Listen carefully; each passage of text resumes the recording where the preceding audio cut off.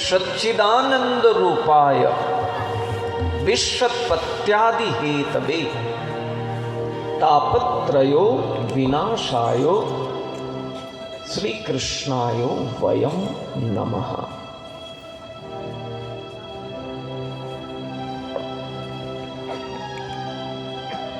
কারণ এটা তো সংশোধিত, অন্যান্য যত শাস্ত্র আদি তিনি লিখেছিলেন সবগুলার মধ্যে ভালো এবং মন্দ দুটোই ছিল, এবং দুটো ছিল বলে নিজের চিত্তেই শান্তি ছিল না। কারণ আমরা যে ধর্ম যাজন করি না, আমরা যে ভজন করব, তপস্যা করব, আরাধনা করব, এটা হচ্ছে আনুগত্যের ধর্ম। এটা স্বতন্ত্রতার বুদ্ধি নিয়ে যদি কেউ করতে চায় তাহলে সেখানে শিষ্টাচারকে উল্লঙ্ঘন করা হবে। এক কথায় সেই ব্যক্তি ব্যভিচারিণী হয়ে যাবে যদি আনুগত্যের মাধ্যম দিয়ে ভজন না হয়। আনুগত্য মানে গুরু বৈষ্ণবের আনুগত্য। এমনিতে তো আমরা সবাই জ্ঞানী, কে জ্ঞানী নই বলুন তো? যাই হোক, একটু আধটু জ্ঞান তো আহরণ করেছি স্কুল কলেজ ইউনিভার্সিটিতে গিয়ে। একদম কি জ্ঞান শূন্য আমরা? অবশ্যই না। জ্ঞান আহরণ করেছি, কিন্তু এই জ্ঞান যে সেই জ্ঞান না যে জ্ঞানের দ্বারা ভগবানকে সেবা করা যায়। এই জ্ঞান যে সেই জ্ঞান না যে জ্ঞানের দ্বারা ভগবানকে বোঝা যায়, জানা যায়। তাহলে ওই জ্ঞান কি করে প্রাপ্ত হল? গুরু বৈষ্ণব আনুগত্য। বলছেন আনুগত্যই শিষ্টাচার, স্বতন্ত্রতা ভ্রষ্টাচার। যে ব্যক্তি আনুগত্যের বাইরে গিয়ে স্বতন্ত্র পাণ্ডিত্য জ্ঞান উজাড় করে নিজেকে প্রতিষ্ঠিত করতে চায়, আদতে তার দ্বারা সংসারের কোনো মঙ্গল হয় না। তার নিজেরই মঙ্গল হয় না, তো সে সংসারের কি মঙ্গল করবে? মহামুনি বেদব্যাসের মধ্যেও এটাই ছিল। বহু কিছু লিখেছেন, শ্রুতি স্মৃতি পুরাণ সব মহামুনি বেদব্যাসের লিপিবদ্ধ। আর কিসের জন্য লিখেছিলেন? জগৎ জীবের মঙ্গলের জন্যে, আপনার আমার মঙ্গলের জন্যই লিখেছিলেন। কিন্তু এত কিছু লেখার পরেও নিজেরই চিত্তে শান্তি ছিল না। আমাদের সবার কাছে মোবাইল থাকবে, থাকাটাই খুব স্বাভাবিক, কারণ এই যুগে এছাড়া আমরা এক মুহূর্ত চলতে পারি না। তো যাদের কাছে মোবাইল আছে কৃপা করবেন এইটুকু সময় অন্তত এটা যাতে আমাদের চিত্তকে বিক্ষিপ্ত না করে দেয়, আমাদেরকে অন্যমনস্ক না করে দেয়, মোবাইলটাকে একটু সাইলেন্ট করে দেবেন। বন্ধ তো করা যাবে না, সাইলেন্ট মোডে রেখে দেবেন।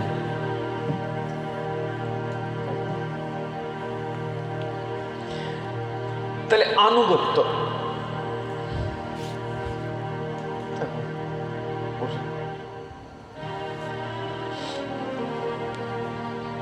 ভাগবত প্রারম্ভ হয়ে গেলে আর কিছু করে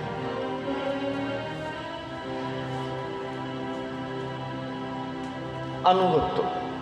মহামুনি বেদব্যাস তার নিজের জ্ঞান পাণ্ডিত্যকেই শ্রেষ্ঠ জ্ঞান, শ্রেষ্ঠ পাণ্ডিত্য ভেবেছিলেন। তাই তিনি অনেক কিছু লিখেও ছিলেন, কিন্তু নিজেরই শান্তি আসেনি। কে শান্তি দেবে? আছে কেউ এই জগতে আপনাকে শান্তি দিতে পারে? কেউ নাই। ওই মুখে মুখে সবাই সবাইকে অনেক কিছু দিয়ে দেয়। তুই চিন্তা করিস না, আমি আছি না তোর সাথে। কিন্তু আদতে কেউ কারোর সাথে নাই। কে কার সাথে থাকবে বলুন তো? আমি আমার নিজের বোঝাই বইতে পারি না, আপনার বোঝা আমি কি করে বইব? বইতে পারে কেউ? ও তো বলতে তো অনেক কিছু বলা যায়, হেন করেগা তেন করেগা, ঘন্টা কিচ্ছুই হয় না। তাহলে কে করতে পারে? ওই যে আনুগত্য, গুরুদেব, বৈষ্ণবগণ, তারা পারেন। তারা পারেন মানে কি? তারা সব কিছু পারেন। আপনার সাংসারিক সুখ, পারলৌকিক সুখ, আধ্যাত্মিক সুখ, এমনকি আপনি যাকে পাবার জন্য জগতে এসেছেন তাকে পর্যন্ত পাইয়ে দেয়। সেই যে সচ্চিদানন্দ রূপ ভগবান, তাকে পর্যন্ত পাইয়ে দিতে পারে। শুধু তাকে পাইয়ে দেয় তা নয়, তার সাথে আপনার প্রেমের সূত্র বেঁধে দেয়। এই শক্তি গুরুদেব আর বৈষ্ণবের আছে। এই জন্যই যুগ ধর্মটা হচ্ছে আনুগত্যের ধর্ম। আর আনুগত্যের বাইরে যে, সে বলছে ভ্রষ্টাচার। তার দ্বারা জগতে কোনো মঙ্গল হতেই পারে না। এটা দেখিয়েছেন ভগবান তারই শক্তাবেশ অবতার বেদব্যাসকে দিয়ে। বেদব্যাস কোনো সাধারণ মানুষ না, বেদব্যাস সাক্ষাৎ ভগবান। ভগবানই বেদব্যাস রূপে এসেছেন। বেদব্যাসকে বলা হচ্ছে ভগবানের শক্তাবেশ অবতার। আর এই বেদব্যাসকে দিয়েই ভগবান দেখিয়েছেন যে দেখো, আনুগত্যের বাইরে যদি বেদব্যাসও যায় তাহলে তারও চিত্ত ভ্রান্ত হয়ে যায়, তার চিত্ত চঞ্চল হয়ে যায়, তার চিত্তেও শান্তি থাকে না। পরিশেষে শান্ত হলো কখন? যখন গুরুদেবের শরণাপন্ন হলেন, বললেন হে গুরুদেব, আমি তো ব্যক্তিগত কোনো স্বার্থে এগুলো লিপিবদ্ধ করিনি। শ্রুতি, স্মৃতি, পুরাণ, যাবতীয় যা উপনিষদ আদি সব জগতের মঙ্গলের জন্য করেছি, কিন্তু আমার তো শান্তি হলো না। গুরুদেব হাসলেন। বেদব্যাস বলছেন হে গুরুদেব, আমার করুণ কাহিনী আপনাকে আমি বলছি আর আপনি হেসে উড়িয়ে দিলেন।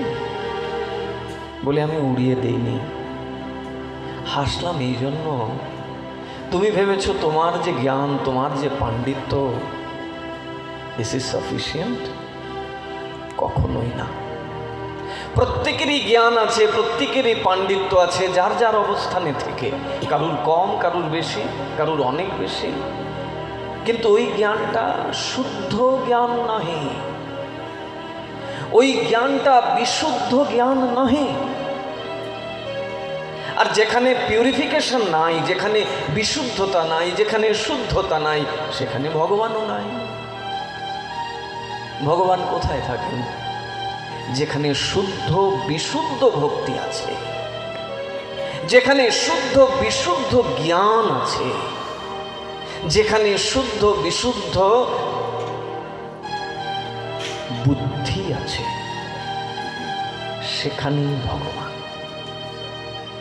নারদ ঋষি মানে ব্যাসদেবের গুরুদেব বললেন তোমার কাছে অগাধ পাণ্ডিত্য, অগাধ জ্ঞান, কিন্তু থাকলে কি হবে? এটা শুদ্ধ বিশুদ্ধ জ্ঞান না। বলে তাহলে গুরুদেব আপনি বলুন, শুদ্ধ বিশুদ্ধ জ্ঞান কি করে আমার লাভ হবে? তখন নারদ ঋষি মানে গুরুদেব, বেদব্যাসের গুরুদেব, নারদ ঋষিকে সেই শুদ্ধ বিশুদ্ধ জ্ঞান কর্ণমূলে দান করলেন। আর সেই জ্ঞানের দ্বারাই রচিত হল মহাপুরাণ, ভগবানের শব্দ ব্রহ্মপ্রসাদ শ্রীমদ্ ভাগবত। যে ভাগবত কথা আমরা শ্রবণ করবার আশা নিয়ে এসেছি এখানে, এই ভাগবত কয়েকটা সাদা কাগজের সন্নিবেশ না, কয়েকটা সাদা কাগজের টুকরো নহে। এই ভাগবত মানে ভগবানের স্বরূপ বিগ্রহ, ভগবানই। যে ভগবানকে ঘন্টা নাড়িয়ে বাড়িতে ফুল তুলসী দেই, একটু ভোগ লাগাই, চিনি কলা বাতাসা, কেউ বা একটু অন্ন ব্যঞ্জনা দিই, ওই ভগবানই স্বয়ং শ্রীমদ্ ভাগবত, অভিন্ন। বরং এর মহিমা তো আরো উপরে। ভগবানের সঙ্গ করেও ভগবানের প্রতি ভালোবাসা নাও হতে পারে, এবং হয় নাই অনেকের ক্ষেত্রে। কিন্তু যদি কেউ ভাগবতের সঙ্গ করে, তার তো ভগবানের প্রতি ভালোবাসা হবেই হবে, হতেই হবে। তবে সেখানেও কথা আছে, যদি শ্রবণটা যথাযথ হয়, আর যিনি ভাগবত কথা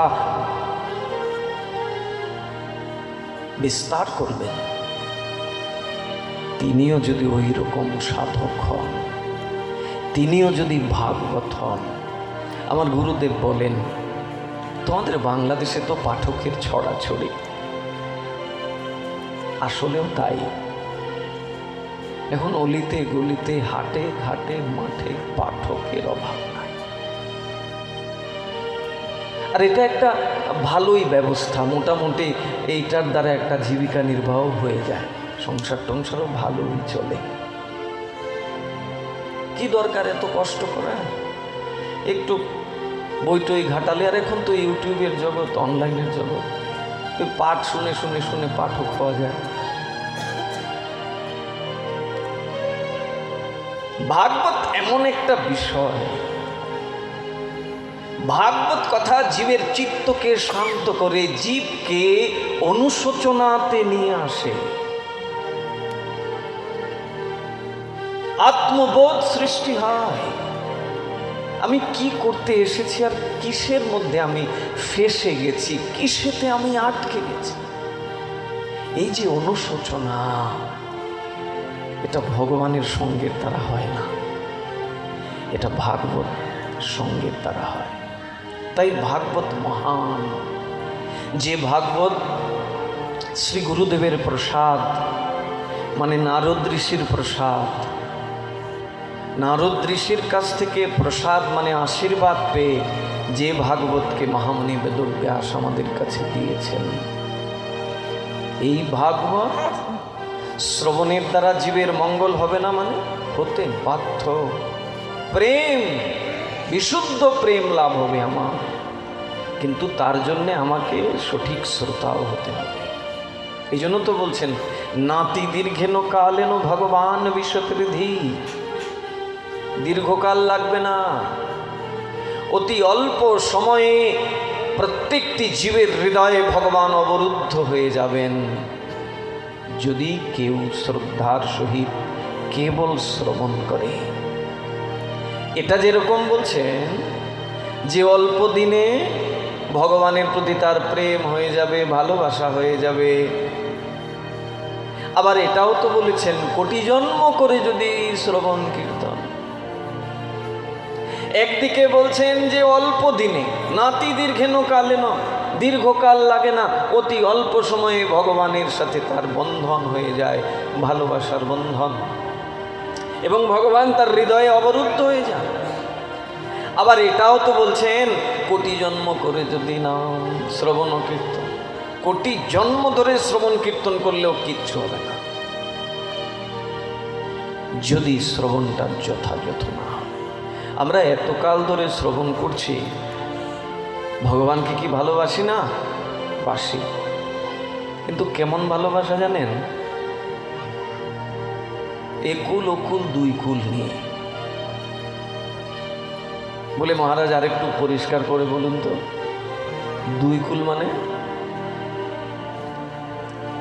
তা সেই প্রসঙ্গে একটা সুন্দর ছোট্ট একটা উপমা দিয়েছেন।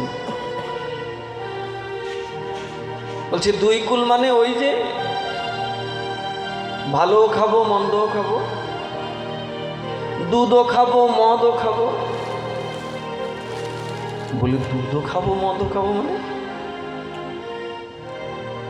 এক লোক জানেন মদ খেতে খেতে একদম 12টা বাজিয়ে দিয়েছে শরীরে। এমন মদ খেয়েছে সারা জীবন, লিভার কিডনি সব একদম ঝাঁঝরা করে ফেলেছে। এখন একদম শেষ বেলায় গিয়ে ডাক্তারের শরণাপন্ন। পরিবারের লোকজন বড় দেখে স্পেশালিস্ট ডাক্তারের কাছে নিয়ে গেছেন। তো ডাক্তারবাবু দেখে বলছে, এরে এই সময় এনে কি লাভ, এ তো মৃত প্রায়, এরে তো কোনোভাবে বাঁচানো সম্ভব না।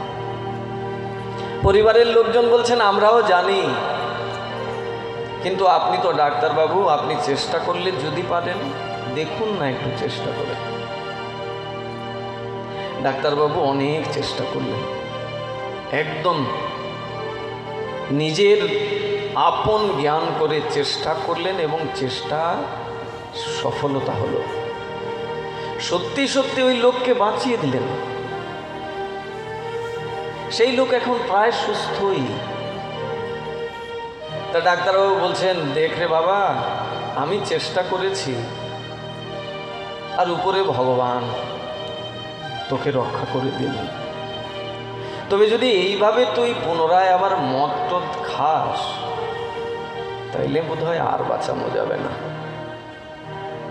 বলে, তাই ডাক্তারবাবু? আচ্ছা তাহলে কি খাবো? বলছে, কি খাবি?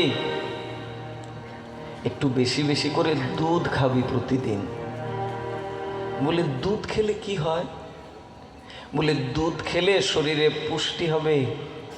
ওই যে মদ খেয়ে খেয়ে যে প্রত্যেকটা অঙ্গকে নষ্ট করে ফেলেছিস না, ওগুলো আবার পুনরায় শক্তি লাভ করবে। বেশি বেশি করে দুধ খাবি। খুব সুন্দর করে তো বোঝালেন ডাক্তারবাবু। বুঝিয়ে টুজিয়ে এখন যখন চলে যাবে, ছুটি দিয়ে দিয়েছেন ডাক্তারবাবু, সেই রুগী বাড়িতে চলে আসবে। এখন ডাক্তারবাবু জিজ্ঞাসা করছেন, আমি যে তোরে বুঝিয়েছি, তুই ভালো করে বুঝেছিস তো? বলে, হ্যাঁ ডাক্তারবাবু, খুব বুঝেছি। বলে, আচ্ছা কি করবি বাড়িতে গিয়ে? বলে, বাড়িতে গিয়ে একটু মদও খাবো, একটু দুধও খাবো। রাধে রাধে। কেমন বুঝেছে গো? হ্যাঁ, বলে, ডাক্তারবাবু আমি বুঝেছি তো, বাড়িতে গিয়ে একটু দুধও খাবো, একটু মদও খাবো। বলে, বুঝলাম না, কি বলতে চাইছিস? বলে, না আপনি বলছেন না মদ খেলে শরীর খারাপ হয়, আবার এটাও তো বলেছেন দুধ খেলে শরীর ভালো হয়। তা একটু মদ খেয়ে যদি শরীর খারাপ হয়ে যায়, দুধ খেয়ে আবার ভালো হয়ে যাবে। রাধে রাধে। আমাদেরও অবস্থা বোধহয় এরকমই। আমরাও ঠিক আছে, ওদিকটাও দেখব, আবার এদিকটাকেও ঠিক রাখব। কেউ যদি বলে, বাবা ওটা ছাড়তে পারো না, ওটা ছেড়ে দিলে কেমন? তুমি তো বলছো ভগবানকে ভালোবাসো। তা ভগবানকে যদি ভালোই বাসো, তাহলে ভগবান যেটা ভালোবাসে সেটাই করো না কেন? ভগবান যেটা ভালোবাসে না, ওটা কেন খাও? বলে, আরে মশাই, এটা কি এত তাড়াতাড়ি সম্ভব নাকি? একটু সব ঠিকঠাক হোক, তারপরে আরো কিছুদিন একটু খেয়ে নেই। ওই দুধ আর মদের মতো দুটোই করবে, এভাবে হবে না। শুনতে খারাপ লাগবে আমাদের, খারাপ লাগাটা বোধহয় অস্বাভাবিক কিছুও না। অনেকে হয়তো মনে মনে ভাববেন, আরে এটা বলার কি ছিল, এটা তো বলতে হবে।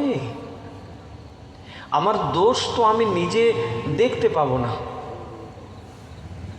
আমার দোষ কতটা আছে না আছে সেটা গুরু বৈষ্ণবগণ দেখবেন, তাদের সেই দৃষ্টি আছে। ভাগবত বলবেন আমাদের কোথায় কোথায় দোষ আছে, যে দোষের জন্য আমরা ভাগবতের সঙ্গ করেও ভাগবতের কৃপা লাভ করতে পারি না। তাহলে আমি যদি ব্যালেন্স করে মেনটেন করে চলি, যে এদিকটাও রাখবো ওদিকটাও রাখবো, তাতে হবে না। শ্রীমদ্ ভাগবত রসময়, শুদ্ধ বিশুদ্ধ, জ্ঞান প্রদানকারী, ভক্তি প্রদানকারী, এবং সেটা যদি হয় সত্যিকার এক ভাগবতের শ্রীমুখ থেকে,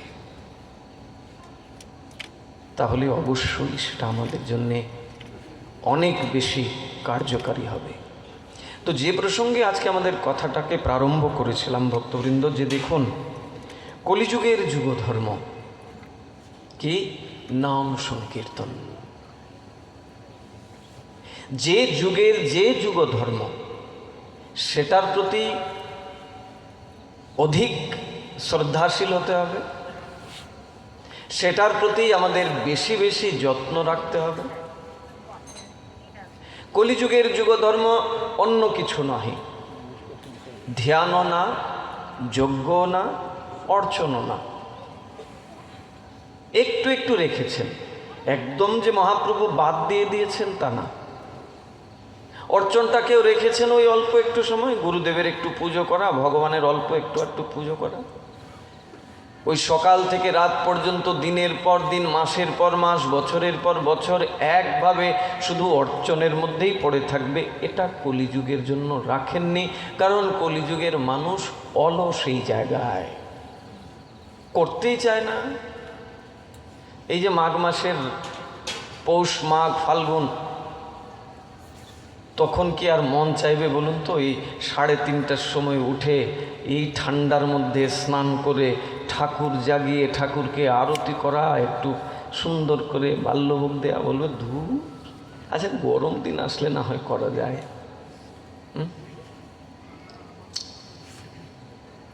তাই মহাপ্রভু তো জানেন যে কলিযুগের মানুষের ওই সব জায়গায় অনীহা থাকবে, ওখানে আদর নাই ওদের।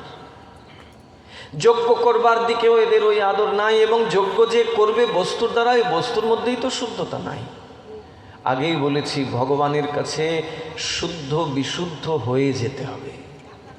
যেখানে শুদ্ধতা সেখানে ভগবান, যেখানে অশুদ্ধতা সেখানে ভগবান নাই, অপবিত্র যেখানে সেখানে ভগবান নাই। ভগবান পবিত্রতাকে নিয়ে চলেন, যেখানে পবিত্রতা সেখানে ভগবান। শৌচতা হচ্ছে আমাদের ধর্ম পালনের একটা প্রধান অঙ্গ। শুচি, শৌচ থাকা, কিসের জন্যে? না ভগবান শৌচতার দ্বারাই প্রাপ্ত হন। তাই কলিযুগে যে বস্তুর দ্বারা আপনি যজ্ঞ করবেন, ওই বস্তুই তো শুদ্ধ না। যজ্ঞটাকেও বাদ দিলেন, একটু রাখলেন। ওই অর্চন করতে গিয়ে একটু ধূপ দীপ দেখানো, 3 বেলা একটু ঠাকুরের আরতি করা, ওটা যজ্ঞই বটে, ওই রাখলেন একটু। ধ্যান, সত্যযুগের যুগধর্ম, ওটাকেও একদম বাদ দিয়ে দিলেন না, রাখলেন একটু। ওই যে ত্রিসন্ধ্যা আহ্নিক করা,